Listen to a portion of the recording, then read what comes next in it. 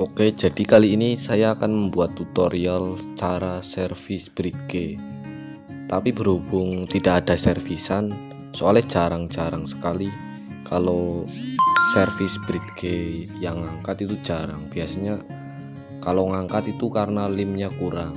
Biasanya sih kalau beli di saya itu tak garansi 1 bulan. Jadi kalau ada lem-lem yang kurang kan udah otomatis rusak, langsung tak garansi servis atau tuker yang baru lagi. Oke, langsung saja dimulai. Ini pakai gitar yang gak rusak ya, nanti saya coplok lagi gitarnya, nanti tak klem kembali. Peralatannya menggunakan penggaris dan klem, garisnya yang tipis, jadi nanti ini multifungsi untuk mengangkat pinnya, soalnya itu kan ada pin. Nah, di dalam pin itu ada murnya bos. Langsung kita copot semua pin brake-nya, diambil senarnya, soalnya kalau nggak diambil senarnya itu ngetesnya susah. Nah, jadi di dalam pin itu ada mur satu bos, kanan dan kiri.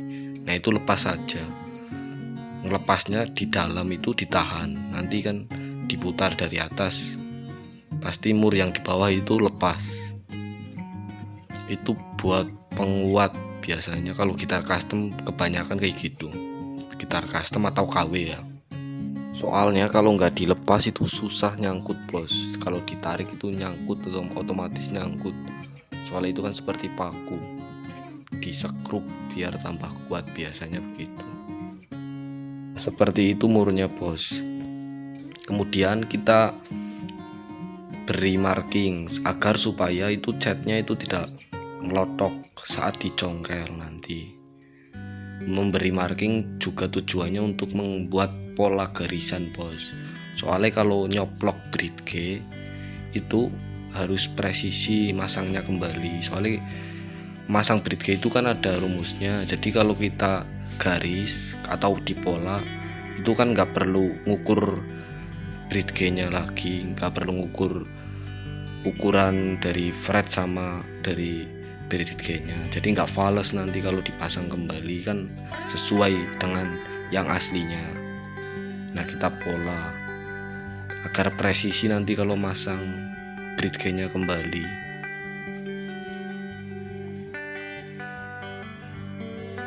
Oke, langsung saja kita lepas brake-nya menggunakan penggaris, itu diselipkan.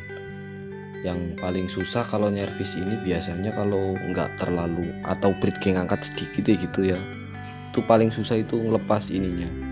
Biasanya juga bisa menggunakan setrika, bisa menggunakan air. Tapi kalau nggak perlu ya nggak apa-apa, yang penting agak hati-hati aja kalau lepas ini. Soalnya kalau nggak hati-hati itu bisa ngelupas catnya. Nah, kita menggunakan palu bos supaya penggaris itu masuk ke dalam brake, seperti menyayat seperti itu. Kalau penggaris itu kan tipis, yang 3000-an itu kan tipis, jadi gampang masuk. Sebenarnya menggunakan pahat itu juga bisa, tapi kalau menggunakan pahat lebih hati-hati lagi, soalnya kan pahat itu kan besar, nanti bisa membekas di bagian tabungnya, itu bisa membekas kalau menggunakan pahat.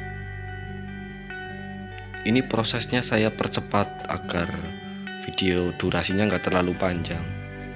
Sebenarnya ya lama nyopot ininya, soalnya ini kan gitarnya nggak rusak.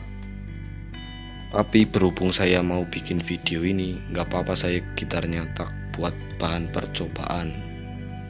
Nah, setelah terlepas, kemudian kita rapikan kembali tabungnya itu di bagian brake menggunakan cutter agar catnya itu atau tripleknya itu nggak lupas semua. Kita rapikan menggunakan cutter, digaris menggunakan brake itu. Kalau gitarnya itu rusak atau udah ngangkat itu gampang lepas brake-nya, soalnya kan udah ngangkat, diangkat sama senarnya biasanya. Nah, itu kita tinggal neruskan kembali, diangkat, nggak terlalu susah seperti yang gitar buat bahan percobaan ini, soalnya itu nggak rusak. Yang utama itu kalau pengeliman itu usahakan medianya itu diamplas agar supaya rata bos.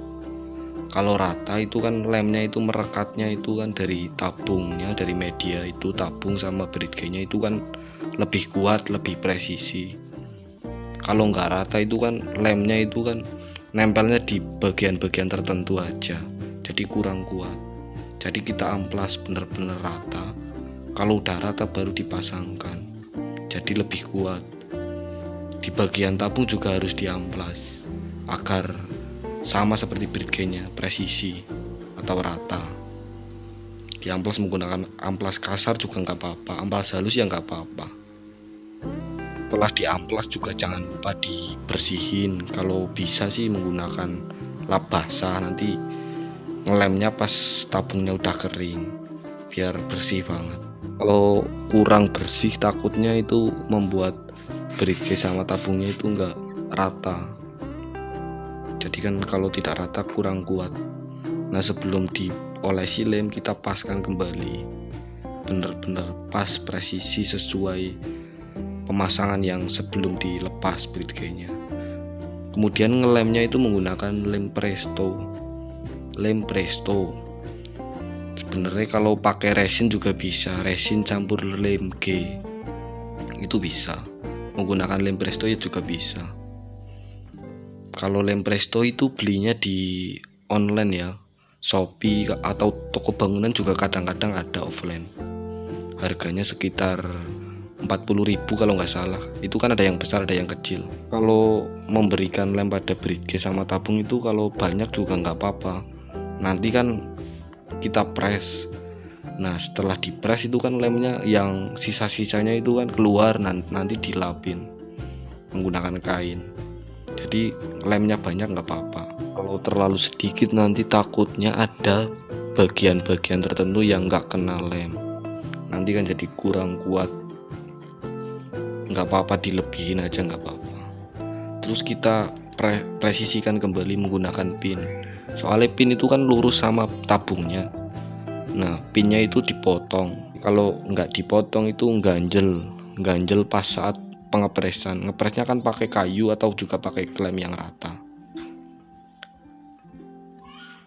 Kalian harus punya cadangan pin untuk memasang senar kembali. Jangan lupa mur atau skrup yang tadi itu dipasang kembali biar tambah presisi. Yang mur 2 itu yang kanan dan kiri di bagian bridge itu dipasang. Masangnya juga seperti biasa, ditahan bagian belakang terus diputar berlawanan arah. Terus ngeklemnya menggunakan kayu atau menggunakan besi, yang penting rata. Dan jangan lupa dilapisin gerdus supaya tidak merusak cat. Soalnya kalau ngepres itu kan ditekan, samping kanan dan samping kiri itu ditekan biar bridge-nya itu nempelnya semakin kuat.